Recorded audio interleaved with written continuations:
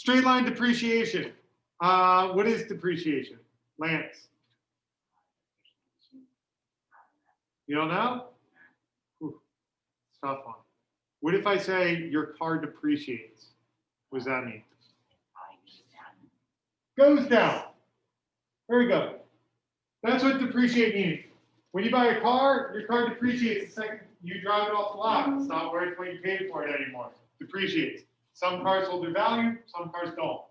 Like Subarus, yeah, holds their value. Hyundai Elantra doesn't hold its value. It's not very like, it's not a wise investment. It gets you from point A to point B. You're not going to get your money back. Anyway, your company purchases a new limousine for $65,000. For tax purposes, the limousine will depreciate over a 10-year period. At the end of 10 years, the value of the limousine is expected to be $10,000. Find the equation that relates the depreciated value of the limousine to the number of years since it was purchased. Sketch the graph. All right, Mr. Patel. Since you wanted to go over it, let's go over it, Mr. Patel. You there? Yep. How much should I buy the limousine for? 65,000. So that's the point 0, 65,000, right? Now I'm going to give you an opportunity to do this the easy way or the hard way. I'm letting you know that now. All right, there's an easy way and a hard way. Doesn't matter to me. Now, Jay, in 10 years, how much is the limousine worth? 10,000. Thank you. Those are my 2 points. I need an equation from that, Jay. What 2 things do I need for an equation? Y-intercept and the Y-intercept, very good, and the slope. slope. All right. Now, Jay, can you give me them? Or do you know how to find them? Yeah, just give me.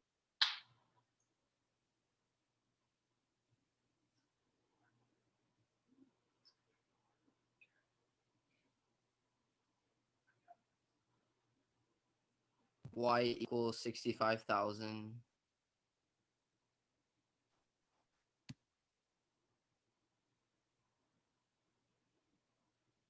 Is there more? Yeah. Okay.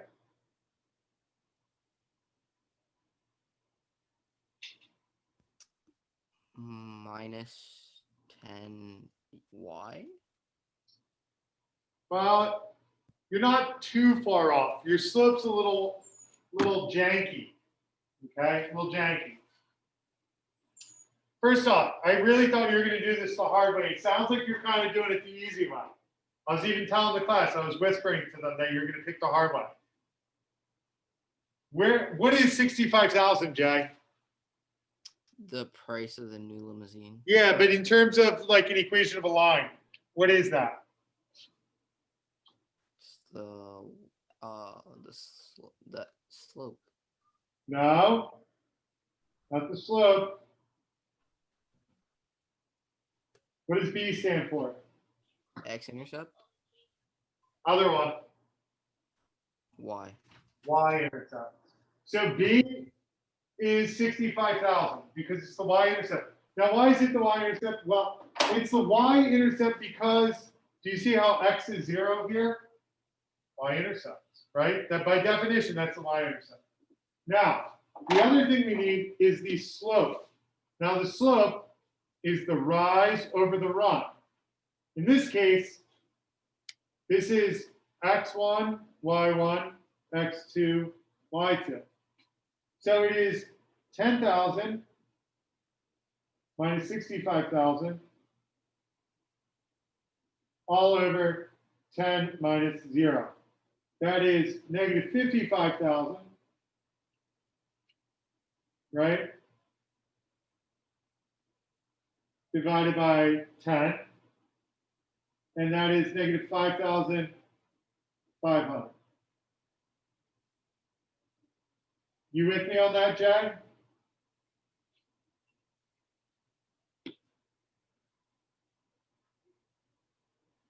Jag? Yeah. All right, good. Glad you're with me on that. Now, Jag, Mm-hmm. can you write the equation of the line from that? Yeah. All right, what is it?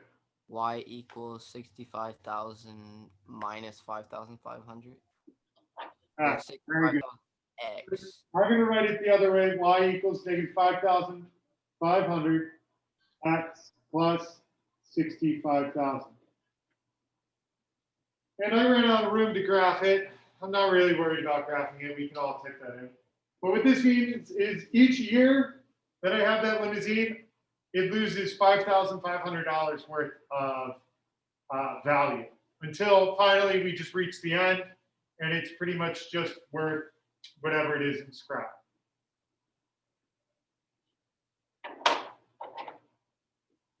All right, Hooke's law is used for springs. It's like talking about the elasticity, the stretching, how if I put like so much weight on it, how far will it stretch, all that fun stuff. You'll learn about it in physics. It's a good class. I recommend taking physics. I like physics. Okay? So, F equals 4/3 x. F is talking about the force. Okay? X is talking about the distance it's stretched. It's just talking about the pulling power and whatnot for this model. So sketch a graph. We're going to eliminate that. Let's complete the table. So if we plug in 0, 4/3 times 0 is 0. 4/3 times 3 is 4. 4/3 times 6 is 8. 4/3 times 9 is 12. 4/3 times 12 is 16. Are you checking my math there, Chris? You're like, whatever you said it quickly and with confidence. And therefore, it must be right. My rule in life, Lance, whenever you're going to say something, if you say it quickly and with confidence, people will believe you. No matter what it is, they'll believe you. All right. So I'm going to skip the sketching of the graph. I just don't have room for it.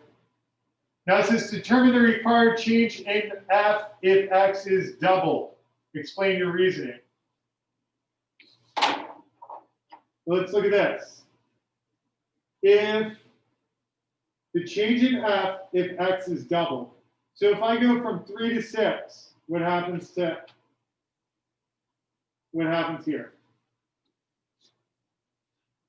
Did it double? All right, let's look from here to here. Did it double? So determine the required change in f if x is doubled. Explain your reasoning. F is doubled.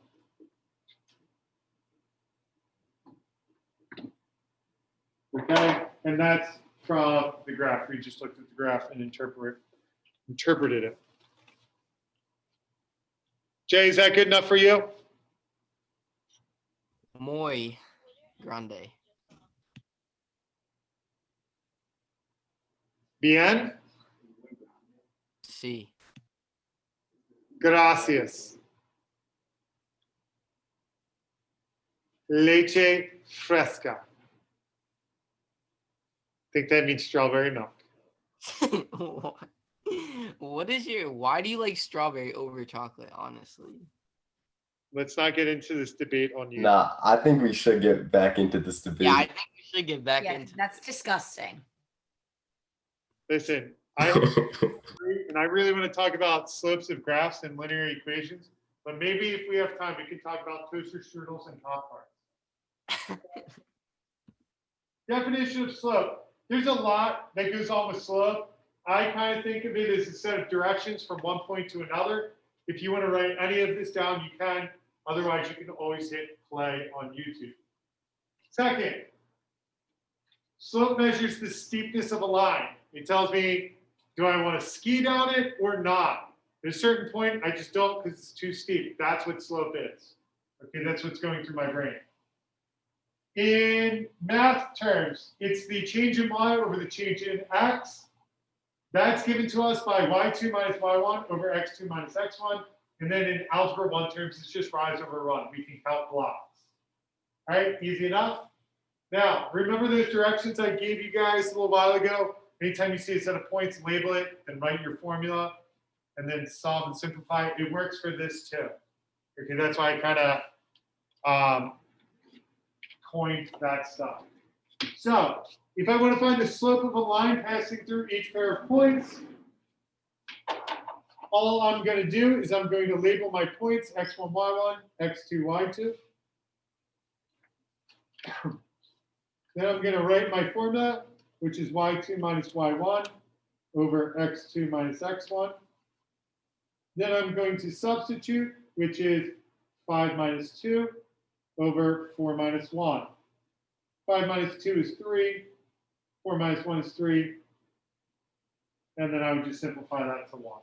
I know I'm writing a little small, but trying to fit it all in there nice and neat. Chris, if you ever want to move up, you can, because we don't have that many people.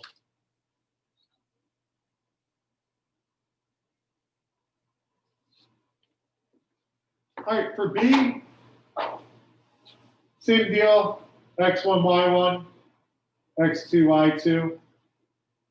The more you do this, the easier it gets. I don't need to think about it anymore.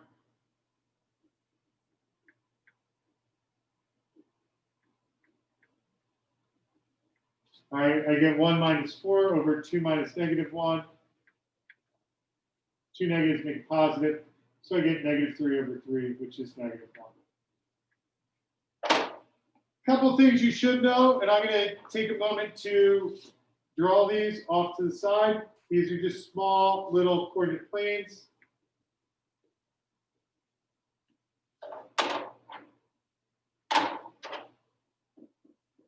Positive slopes go up, they rise up. Negative slopes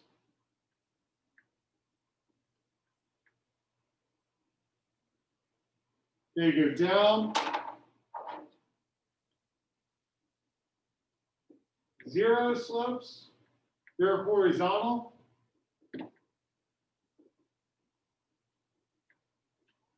And undefined slopes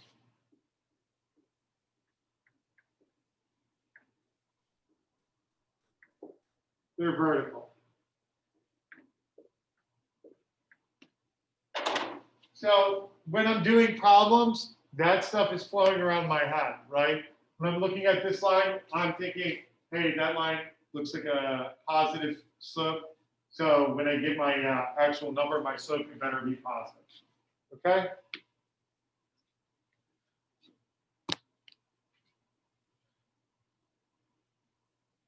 Now, moving on to these two here, find the slope of the line passing through each pair. All right. Same thing we just did, 4 minus 4 over 3 minus 1. Well, 4 minus 4 is 0 over 2.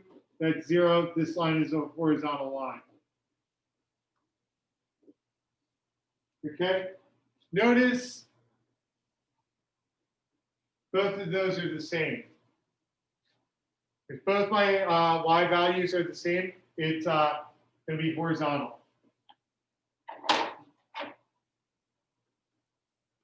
In this one, I'm assuming you kind of figured out, well, if this one's horizontal, we had a positive, we have a negative. This one's horizontal, this one's undefined. And it is, all right, but mathematically, this is what it looks like, 3 minus 1 over 3 minus 3, 2 over 0, and this is undefined. And it's vertical. Okay? At a quick glance, all right, I noticed that those two have the same x value. Right down here, this box is those 4 graphs. Okay, I'm not going to go over it.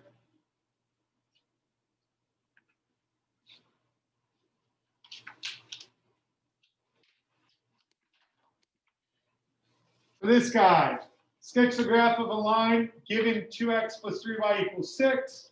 Then find the slope of the line, choose 2 different pairs of points on the line, and show the that the same slope is obtained from either point. There's a lot going on here, okay?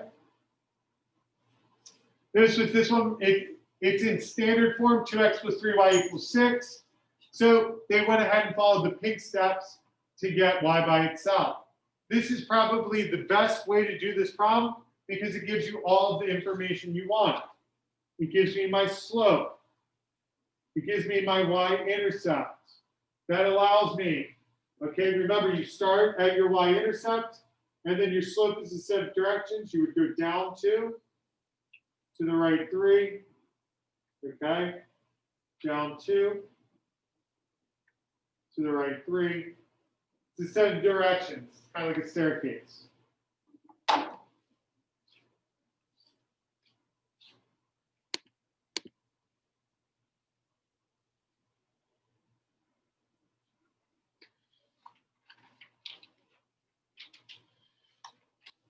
All right, find the slope and y-intercept of the graph of the equation. So all I'm going to do here is I'm just going to get y by itself. Okay? So I'm going to subtract 4x. That gives me negative 5y equals negative 4x plus 15. Then you divide everything by negative 5. That gives you y equals 4/5 x minus 3.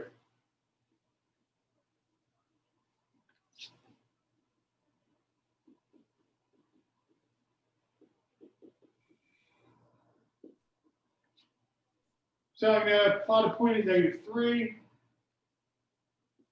Then it says go up 4.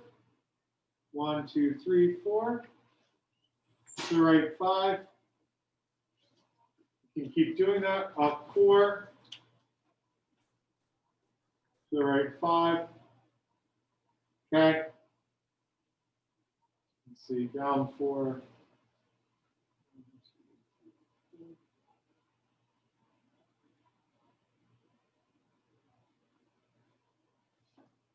Let's see.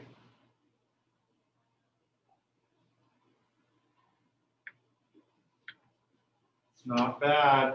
Not bad.